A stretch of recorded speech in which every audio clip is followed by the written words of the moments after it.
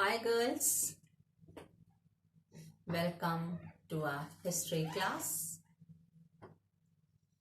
Children, in the previous session, you heard about the traders and the kings, which shows that trading relation expanded in Vijayanagar, which resulted into its prosperity. You also heard about that Vijayanagar had a prosperous market in which there were wealthy people who had the demand of precious stones and jewelry, which was in his market. So, when the demand of precious stones and jewelry raised, it generated revenue for the state. You also heard about the effigy of Vijayanagar, in which the king Krishnadev Rai played an important role, as he was able to defeat the rulers, subdued the rulers. With that, he extended his empire. You were also told about the decline of Vijayanagar. It can be said that the policy of Ram Rai was somewhat responsible for the decline of Vijayanagar. पीछे session में बच्चों आपने राजा और व्यापारियों के बारे में पढ़ा। व्यापार समृद्ध था, उसका परिणाम क्या हुआ? विजयनगर एक समृद्ध राज्य बन सका। इसके साथ ही साथ विजयनगर के बाजार के बारे में आपने सुना, वहां बिकने वाले वस्तुओं के बारे में सुना और आपको ये बताया गया कि वहां के जो समृद्ध लोग थे वे बहुमूल्य रत्न और जेवरात काफी मात्रा में खरीदते थे। It was in a demand. ऐसी स्थिति में जो भी खरीदारी होती थी उसका लाभ राज्य को होता था, क्योंकि उससे राज्य को राजस्व मिलता था और उसका परिणाम क्या हुआ? राज्य की आर्थिक व्यवस्था भी समृद्ध हो गई। इसके साथ ही साथ आपने विजयनगर के चरमोत्कर्ष, जिसमें कृष्णदेव राय नामक शासक की बहुमूल्य महत्वपूर्ण भूमिका थी, क्योंकि उन्होंने कई राज्य के राजाओं को पराजित किया, कई राजाओं का दमन किया, जिससे उनका राज्य विस्तृत हुआ। और इसके साथ ही साथ आपको विजयनगर के पतन के बारे में बताया गया, जिसके लिए कहीं ना कहीं राम राय की जो नीति थी वह भी जिम्मेदार थी। So hope children your previous points are little bit revised. So we'll take today point 2C, the Rayas and Nayakas. 2C.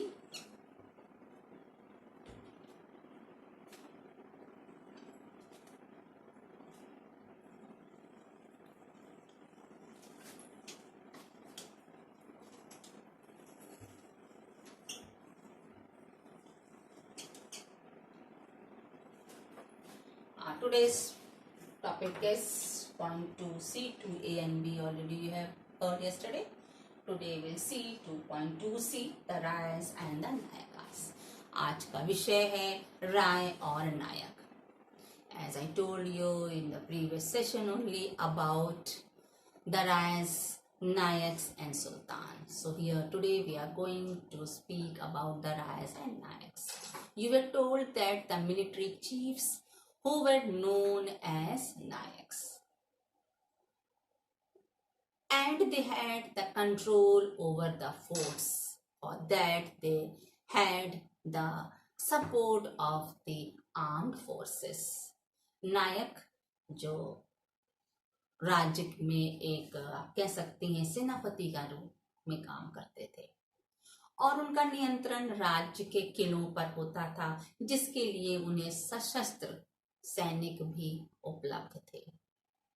सशस्त्र सैनिकों का समर्थन भी प्राप्त था, क्योंकि यह राज्य की सुरक्षा का प्रश्न था। And these Nayaks, they used to go from place to place. For what? They used to go in search of fertile land, and they wanted to settle. So for that work, even the peasants of those places used to help them. ये नायक जो होते थे, ये एक स्थान से दूसरे स्थान उपजाऊ भूमि की तलाश में वहां बसने के परिप्रेक्ष्य में भूमि खोजते थे, जिसके लिए उन्हें वहां के कृषकों से सहायता और समर्थन मिलता था। And these Nayaks their language was Telugu and Kannada. Telugu और कन्नड़ इनकी भाषा होती थी, जिसमें ये आमतौर पर बोलते थे। Many of the Nayaks they surrendered। कहा जाता है कि कई ऐसे नायक थे जिन्होंने शासकों की प्रभुसत्ता के समक्ष आत्मसमर्पण किया, लेकिन ये बड़े ही विद्रोही प्रवृत्ति के थे। कहीं ना कहीं ये शासकों के विरुद्ध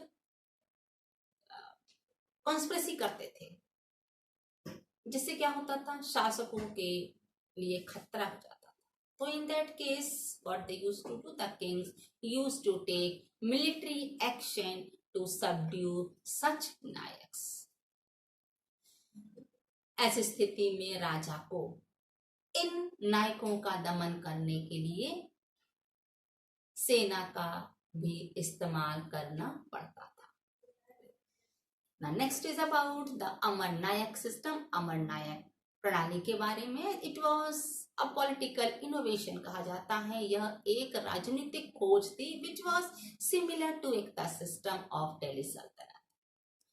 ये जो अमर नायक सिस्टम था, ये एकता प्रणाली से संबंधित था। So you should know what was Ekta system. It was a system in which you can say the system of paying the taxes. कर वसूलने की एक प्रकार की व्यवस्था थी, जिसे एकता प्रणाली के नाम से दिल्ली सल्तनत के समय शासकों के द्वारा यह लाई गई। And it is said that Amar Nayaks, as they were military commanders, so the rayas, the rulers, they used to give them territory. So those territories were governed by the nayaks. कहा जाता है कि जो ये नायक थे, इन्हें शासकों के द्वारा टेरिटरी दे दी जाती थी, जहां इन नायकों का नियंत्रण होता था। अब उस नियंत्रण के परिप्रेक्ष्य में वे करते क्या थे? What they used to do? They used to collect the taxes from the peasants, the craftsmen and traders in the areas.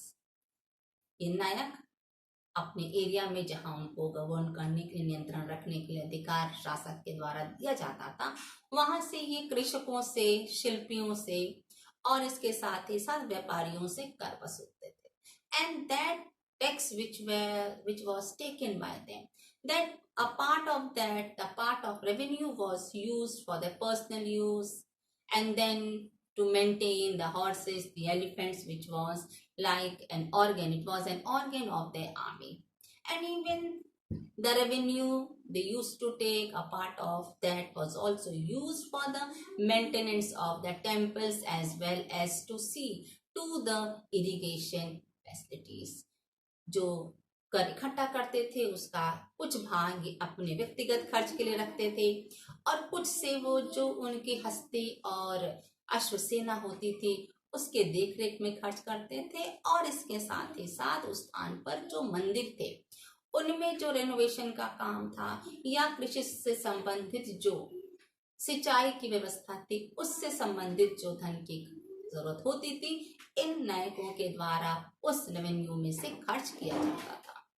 It is also said that they rendered effective fighting forces which helped the rulers to bring the entire South Peninsula under their control. कहा जाता है कि इन्हीं नायकों के द्वारा जो सैन्य सहायता उन शासकों को दी गई, उन्हीं नायकों के द्वारा दी गई सैन्य सहायता के कारण राजाओं ने पूरे दक्षिण प्रायद्वीप को अपने नियंत्रण में कर लिया।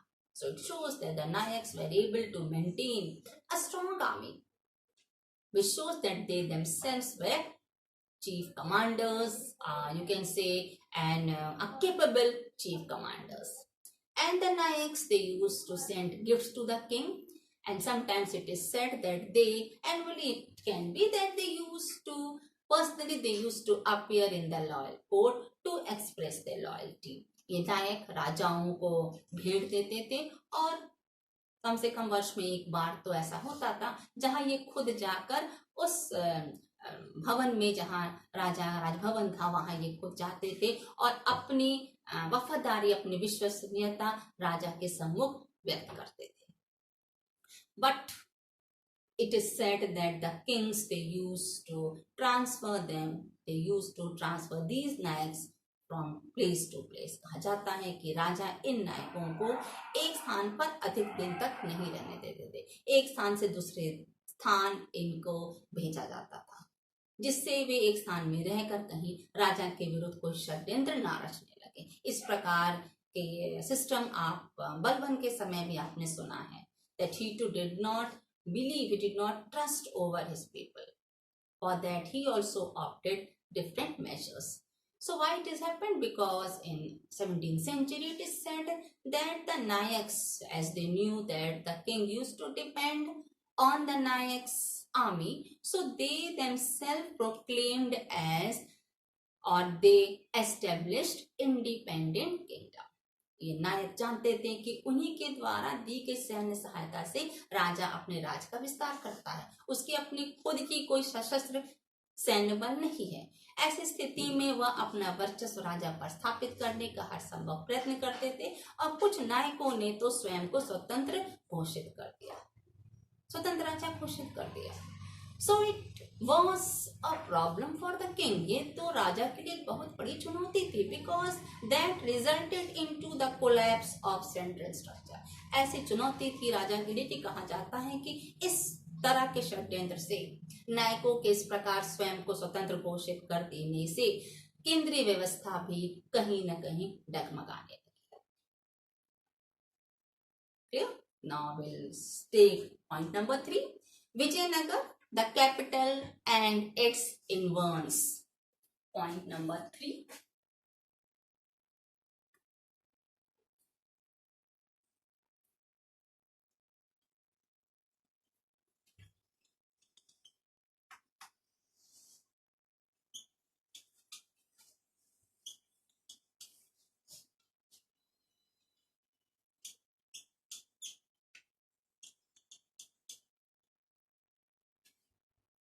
Point number 3 is Vijayanagar, the capital and its environs. Means Vijayanagar एक राजधानी और उसके परिप्रदेश. अर्थात इस टॉपिक में आप you will be reading about the salient, you can say the characteristics of the surrounding areas, the features of the surrounding areas. इस topic के अंतर्गत विजयनगर के आसपास क्या उपलब्ध था, क्या विशिष्टताएं थी, इसके बारे में आप इस टॉपिक में पढ़ेंगे. For this we'll take point 3A, water resources. 3A is water resources.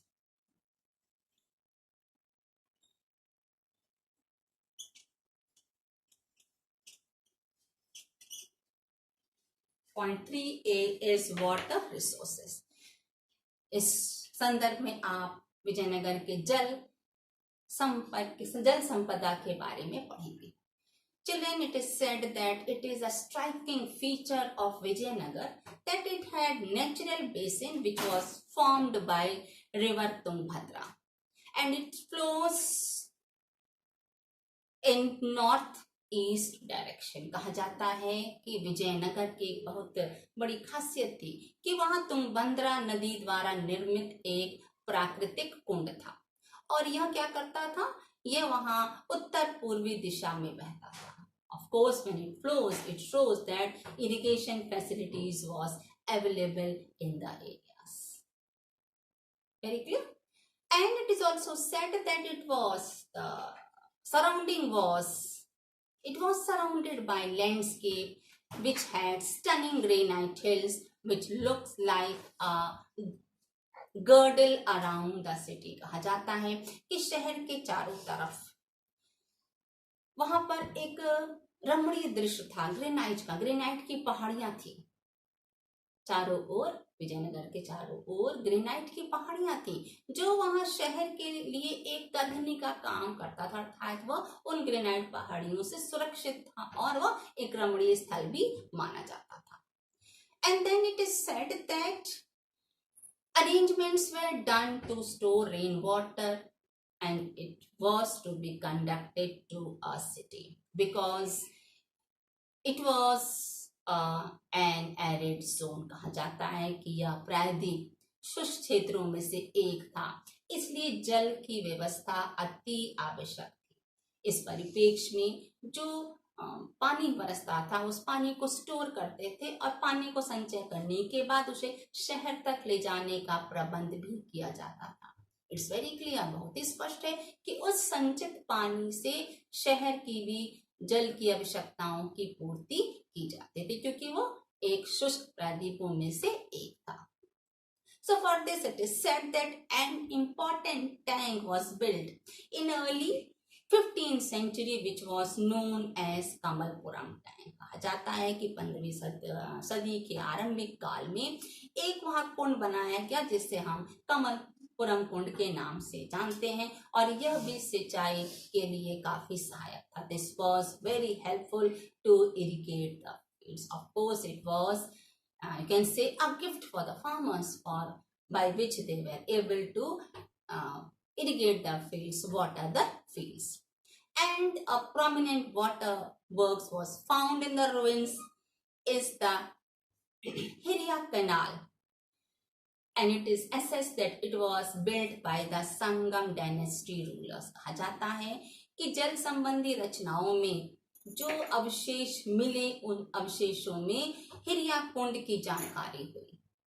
Hiriya कुंड जो संगम डायनेस्टी के, संगम वंश के, राजवंश के शासकों के द्वारा बनाया गया। तो यह अति स्पष्ट है कि शासकों ने भी ऐसे स्थान जहां जल की व्यवस्था बहुत सही नहीं थी, सभी क्षेत्रों में नहीं थी, तो ऐसी व्यवस्था को सुधारने के लिए अर्थात पर्याप्त मात्रा में खाद्यान्न को प्राप्त करने के लिए कई साधनों से सिंचाई की व्यवस्था शासकों के द्वारा उपलब्ध कराई गई है। And you know very well that farming is always a factor which plays an important role in the economic prosperity of the state. किसी भी राज्य की यदि कृषि व्यवस्था समृद्ध है तो ये स्पष्ट है कि उस राज्य की अर्थव्यवस्था भी समृद्ध होगी। Clear children? Thank you beta. Have a nice day.